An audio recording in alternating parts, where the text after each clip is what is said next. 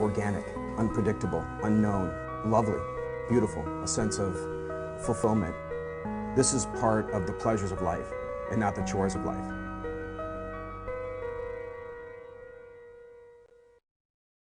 Coming up on Daily Iowan TV, we'll take a look at how Iowa City veterans sharing military experiences through a theater play. And later, see how UI students are helping children across the world. And Joe Paterno has announced his resignation. In sports, we'll catch up with reporters in Happy Valley to get their reaction. All that's coming your way next. Daily Iowan TV starts now.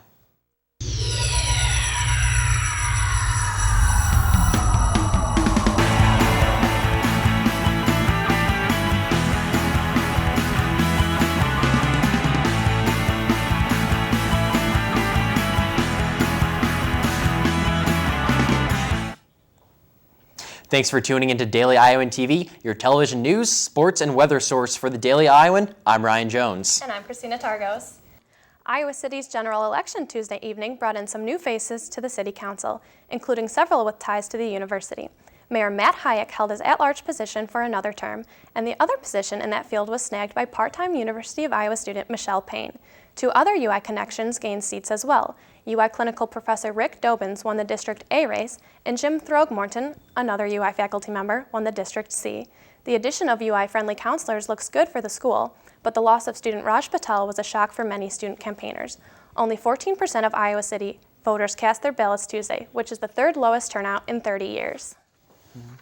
A year ago, Iowa City voted on the 21 ordinance. Today, visits to the emergency room in Iowa City among 19 to 22-year-olds have decreased. According to proponents of the 21 ordinance, these rates show a positive trend in making college life here at the UI safer. Michelle Takis is a professor of emergency medication at the UI and says the decrease is directly related to the 21 ordinance. However, other leaders in Iowa City disagree. Matt Faltzgraff started the Yes to 19 campaign last year, and he says fewer calls to the ER are made at house parties where the bulk of UI students now go instead of going downtown. Faltzgraff says this is making college life more dangerous since those who drink too much alcohol could be neglecting the ER. You can learn more about the opposing views in Thursday's edition of the Daily Iowan. The Telly Project came to the Midwest for the first time this week, giving veterans a chance to share their military experiences through theater. Daily Iowan TV's Nick Rector gives us a closer look.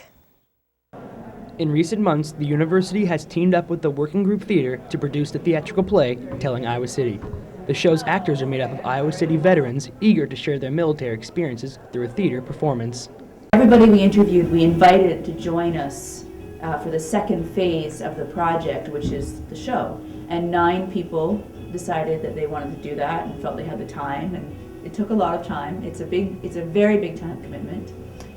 The Working Group Theater created the play's script from military experiences shared through interviews by local veterans. For the past 2.5 months, the cast has met once a week for practice. This was the first time on stage for many of the veterans, so acting exercises and getting comfortable was key. And they were fantastic. They jumped in. Maybe it's their military training or something, but they've been incredibly flexible. It's been a process where we've been moving from one rehearsal space to another to another. There are a lot of veterans living in the Iowa City area who have served for us in our name. These people often go unrecognized for their sacrifice, and this project is a way for the community to gain a better understanding of their experiences. It also gives us a chance to hear from veterans firsthand, and with Veterans Day on the 11th, it seems fitting. Nick Rector, Daily Iowan Television. The play showed on Tuesday and Wednesday, but if you missed it, you can catch it one last time at the UI Theater Building on Thursday at 7:30. The Iowa City Human Rights Commission has been pushing for Iowa City to become more friendly to immigrants for some time. Sparking much debate among city leaders and residents, the commission put together a proposal for the City Council, but one of their requests is already being practiced. They wanted officers to opt out of fingerprinting individuals for simple misdemeanors, so immigrants' prints wouldn't be cross-checked in national databases. But the Iowa City Police Department and the county sheriff said they have not been fingerprinting those individuals for many years. Diane Finnerty of the Human Rights Commission said that was only one portion of a 9-part proposal they still plan to submit to City Council, and they'd like to work with the Iowa City Police Force to monitor the fingerprinting policy. However, Police Chief Sam Hargadine told the DI no partnership is needed, and this policy has been enforced for some time and will continue to be. You can learn more about the Human Rights Commission proposal in tomorrow's Daily Iowan.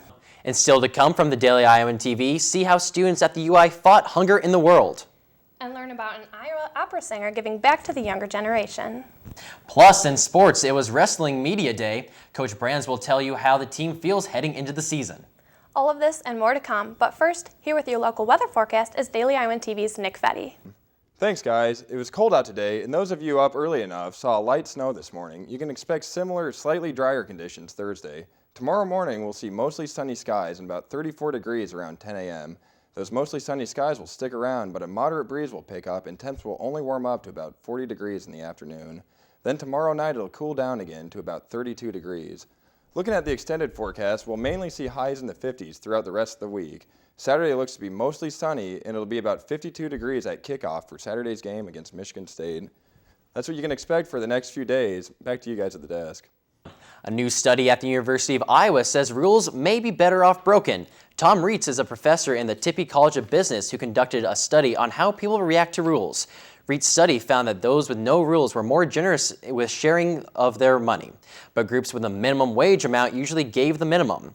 Reitz claimed situations such as the minimum wage law could be preventing employers from making more money. 73-year-old opera singer Simon Estes has a long history with the UI that continues to this day. Estes started as a struggling student at the UI, going hungry at times to pay for his education. Now he's an international opera singer, and he's giving back to the younger generation right here in Iowa. Estes is traveling all 99 counties of Iowa to perform, donating half of each show's proceeds to scholarship funds, which he gives to seniors in high school hoping to go to college. In the 24 stops he has made so far, 53 scholarships have been given, and in Iowa City will be his 25th stop on November 13th.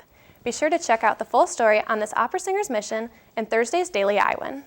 And Occupy Iowa City activists got a chance to lecture to a larger audience Wednesday night. Professor Frank Durham of the UI School of Journalism and Mass Communication held an informational lecture on the values of social media in protests and invited Occupy Iowa City protesters to share what has worked for them. The event's purpose is to see how social media like Facebook and Twitter affect the Occupy movement and compare this protest with past protests in Iowa City. To see what the occupiers said to students attending the event, check out tomorrow's pages of the Daily Iowan. Today, dozens of students took time out of their schedules to help kids thousands of miles away. Daily Iowan TV's Josh Bolander gives us a look.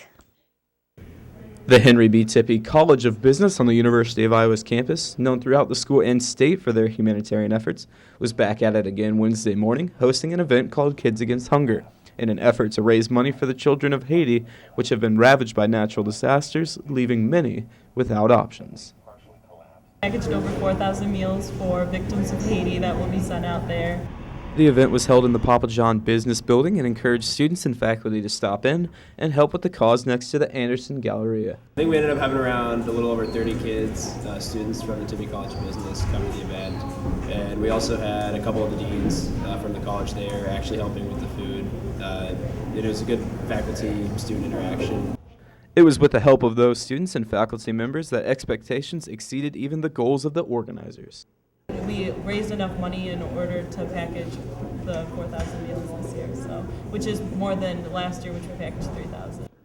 With 4,000 meals packed in just under 3 hours, it's amazing to see the impact that can be made from even 1,000 miles away.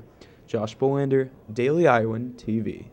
For more information on future projects, be sure to check out the Tippie website. And now for a look at Hawkeye Sports, we have Daily Iowan TV Sports Director Jake Abrams.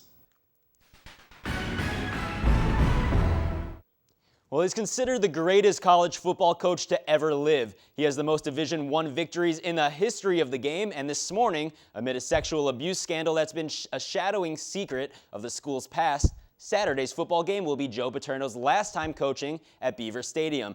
And with more on that and this entire scandal, I welcome in Stephen Petrella from the Daily Collegian at State College and also student radio play-by-play man, Dave Wilkolovich. Dave, we'll begin with you. It started with former defensive coordinator Jerry Sadusky earlier this week. But did anybody think it would get to Paterno? Nobody saw it really coming. As far as Sandusky, when that broke, that was very surprising. And then a bunch of rumors circulated about Joe Pa, and people were just in shock in the fact that, Paterno is Penn State, and beyond that, he represents the entire state of Pennsylvania to a lot of people. So, everybody thinks he is elite and that he could do no wrong. And, all this nothing's confirmed, of course, but the grand jury report indicates that, Joe Pa sort of looked the other way, and there is students especially that still support him, but there's also a lot of negative, so it's kind of a split campus at this point. And now, Steve, we could read articles and watch TV reports, but you're a student and you see everything that's going on campus. How are most students now reacting? It's really undescribable how shocked people were, because you look at a good football coach in Jerry Sandusky, who did a lot of good things for the program. He did a lot of good things servicing the local youth, and to find out a guy like that, even if a lot of the students now don't know who he is because he hasn't coached since 1998, but to still know that someone so heavily involved in our football program is doing unspeakable things that were included in the grand jury report is just really disheartening as a Penn Stater and really to all Penn State students. Now, Dave, tons of media attention broke out last night. I know I was on Twitter throughout the evening getting updates, but what did it feel like actually being on campus? I mean, last night was pretty much the peak. It was mass chaos. There was, I wouldn't say rioting. That's what it was supposed to be, but it never really turned into a riot. But gathering of thousands of students downtown. Then there's the other people that are at Paterno's house supporting him, and just showing all sorts of support and love for Paterno. So like I said, it's a split campus. So Saturday is the last time Joe Paterno will be coaching on the sidelines of Beaver Stadium. How crazy yet amazing of a moment will this be? It's going to be insane. It's already been declared a blue out, which I've never heard of, but a blue out to support child abuse. So everybody is buying these shirts from the local stores downtown, which all the proceeds go to child abuse. But, it's going to be insane. So devastating news for Penn State and the Big Ten, and a sad way to end the career of a legend. All right, Dave Wakulovich and Stephen Petrella, thanks so much for joining me.